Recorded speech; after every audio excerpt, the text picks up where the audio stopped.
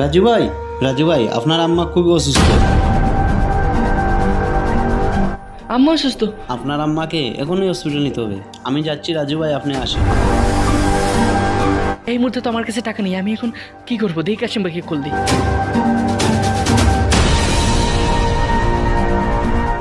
কাশিম ভাই, আমি রাজু বলতেছি। কাশিম ভাই, কাশিম ভাই, আমাকে 5,000 টাকা দেন, আমি আপনাকে কালকে দিয়ে দিব।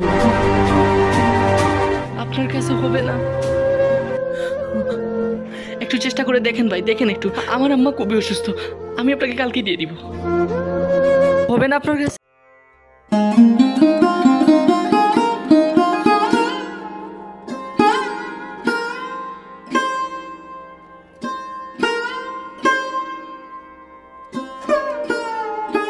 আমাকে জসিম ভাইয়ের কাছে যেতে হবে যেভাবে।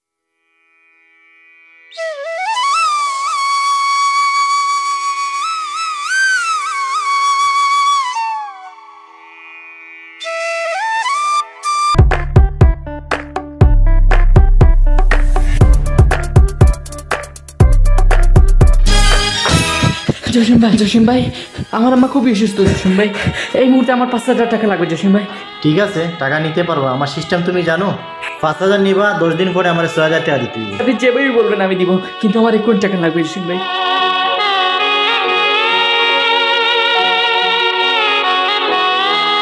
আসসালামু আলাইকুম। আমি এই দোকানে বাজার করতে আসছিলাম, তো আপনাদের কথোপকথন শুনলাম, আলাপ।